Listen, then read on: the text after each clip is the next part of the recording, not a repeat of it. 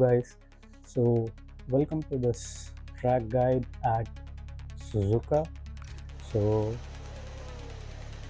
basically in this we'll be learning about entire Suzuka track and what are the major braking areas and braking references and how the track is divided among different sectors.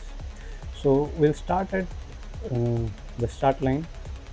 So once we start, there is a long straight that we encounter. So just accelerate from 0 till top speed, move the vehicle to the topmost gear, keep accelerating, and once you reach the 8th gear, just keep accelerating. Now you have to keep the vehicle towards left, and once you see these meter boards, these are 150 meter, 100 meter, they tell you at what distance turn is going to come. So at 100 meter, at 50 meter,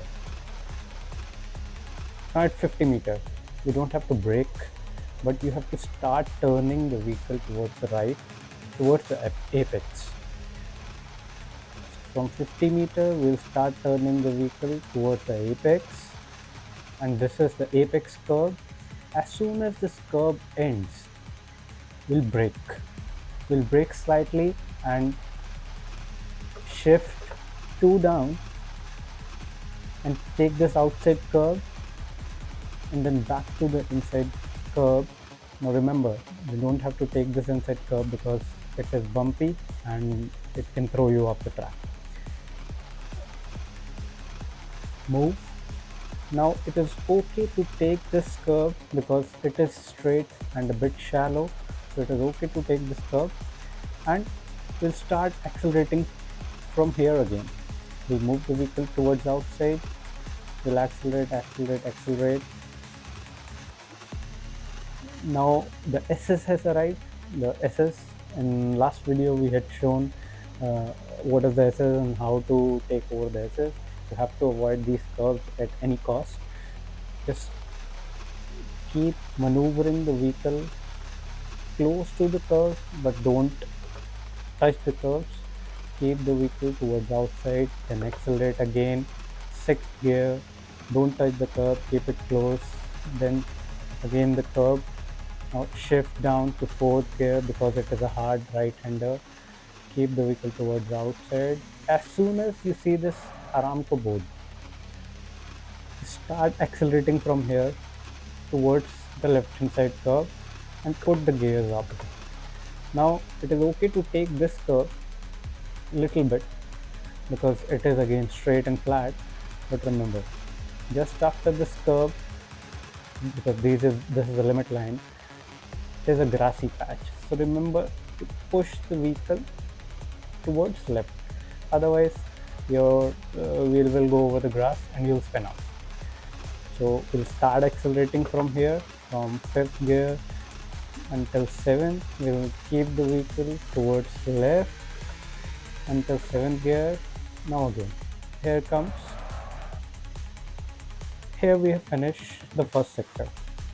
So first sector included the first long straight, and after that the SS. So I already told you how to tackle the SS and how you have to take the first right hander. Now at the second sector starts from here, the 100 meter board, the 50 meter board. Now we are at 7th gear when we are accelerating because this patch will allow you to go until 7. At 50 meter, again, no braking, we'll start moving towards the inside curve. Remember, we don't have to go over this curve, just towards the inside curve, 2 gears down and into 5th gear. Keep the car parallel to this curve. It is okay to go over this curve till red and white stripes, but don't go beyond that because after that the curve is bumpy and it can throw you off into the gravel. It will disbalance your vehicle. Just keep it parallel to this red and white curve, or it is okay to go over this curve also. Just keep on moving. Once this curve ends, again brake, little brake, 2 gears down, moving to 3rd, And then again, don't clip the inside curb because it will throw you off the track. And it is okay to take this outside curb until red and white. Just don't go beyond this line, because if you are moving on this, you can see my wheel skidding to the flat, and suddenly the grass appears, so you don't have uh, time to move out, so ultimately you will spin out in the grass. So just keep the vehicle out, accelerate from here, third, fourth, fifth, sixth gear. Sometimes this turn before that, the thing we did behind was the Degner curve. So in a previous video, we all like I already informed you how to do the Degner, avoid inside curves, and how to take the outside curves. I just told you. Now comes the most tricky part of this track, that is the hairpin. Now, the important thing about this hairpin is just after a high speed right hander, the hairpin arrives, and there is no braking reference here also. There are no meter boards, nothing. So, what you will do in sixth gear, you will turn the vehicle towards the right, and once this curve ends, just hard brake.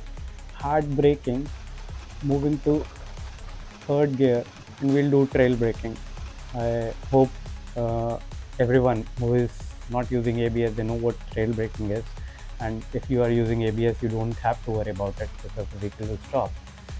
Now turn towards the left. It is okay to take this curve, and it is okay to go wide also, because you need some speed while exiting this turn, this hairpin, because it is going to set you for a very long straight right hander. So once you are turning, as soon as you ends the turn, just shift one down and accelerate, because it gives you more feedback from the throttle and you can push it more. Now keep on moving, just keep the vehicle straight, try to clip the smallest uh, distances, these curves. Now here, when you are outside, next part is you'll move to 8th gear, you'll keep accelerating, then you will see this right curve on the right hand side. Now try to stay as close to this curve as possible. I would avoid going over this curve because it is very close to the grass and you can spin out if you try to push the limits. So I would not go over this curve. I would just try to stay close to this. Now we see meter markers, 100 meter, 50 meter. Now this green patch, as soon as this green patch ends, we are in 8th gear because we are coming from a very long right hander, high speed right hander. From here, I'll put my vehicle 2 gears down and I'll clip this inside curb a little bit. And inside to outside, it is okay to take this curb because it is a straight hander and it also gives you little stability if you go over this curb. Accelerate, again 1 gear down, then take the inside curb. Again, I would avoid going over this curb because it is a turn very near to grass. It can spin you out. Now from here, just maintain your brake and accelerator in such a way that you are not going beyond this line, white line, because this is uh, the track limits line. Don't go beyond this. Just clip this red and white curve on straight. From here, we'll start accelerating. Now, as soon as we start accelerating, once this curve ends, from here we have ended two sectors. The first sector included the main straight and the SS. The second sector included the Degner we did and the hairpin. And after that, what we did, where we did two left turns, that was a big spoon because it is in shape of a big spoon. So we have done two sectors. Now we set for the third and final sector. From here, keep the car straight, keep on accelerating, move in straight direction. Try to keep the vehicle as straight as possible. Your vehicle will automatically pull towards right. Just keep on moving. Don't go beyond the line because there's grass. You don't want to spin out. Now these markers that we see, 100 meter, then 50-meter marker. At 50-meter marker, no braking, nothing, no pedal release required. Full flat out on gas and just turn towards the inside curb. Turn towards the inside curb, your vehicle will automatically pull itself towards right. Try more correction, pull it inside, and keep moving straight. Now we are going flat out. This turn is known as 130R. This is the fastest turn that exists in F1.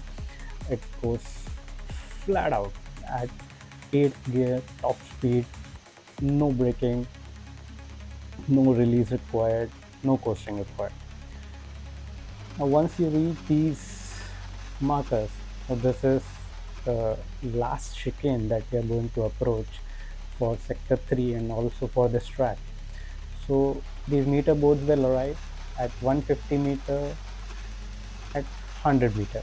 So what we do, just after 100 meter, hard braking, move the car to third gear, keep the car towards left. Now here you will have little confusion initially because there's a path that is going towards the right from here, and then there is a path just after that that is going towards the right. So we have to take the second path. So what is the indication for that? This arrow that you are seeing, we have to turn after this arrow.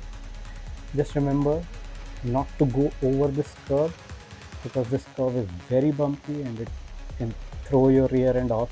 In recent Japan GP26, Russell went over this curve and his rear end got bounced and he got unstable. But due to his car, he was able to control it. But remember not to go over this curve. Now from here, just keep the car towards right. Then second part of chicane is okay to go over this curve. Just shift one down because we are going to go for a straight now. Accelerate, accelerate, just accelerate up. Then keep the distance as short as possible. And here we end sector 3 and my lap. So this is one lap that we understood how we have to take over Suzuka, because Suzuka does not have very straight direct references of braking, so we need to understand how the turns are made and where we need to brake.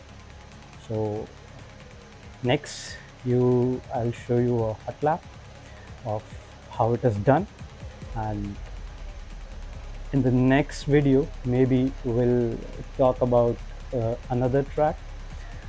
Next track I would, because in April we are not going to have so many races. So in April, not so many, we are not going to have any race in April. So in April, two races were there, Bahrain and Jeddah, Saudi. So since these races have been called off due to ongoing situations, so our April is free and we would do these races. So next, I might go for Jeddah because it is one of my favorite tracks. It has a very high speed street circuit in F1 calendar. And not the very high speed, I would say it is the fastest speed street circuit in F1 calendar. So next we'll race on Jeddah. This is my last video from Suzuka, and so I just wanted to share this information where I tell you about each and every nooks and corners of this track and how to improve your lap times while driving this car. So that's all. Thank you everyone. See you next time.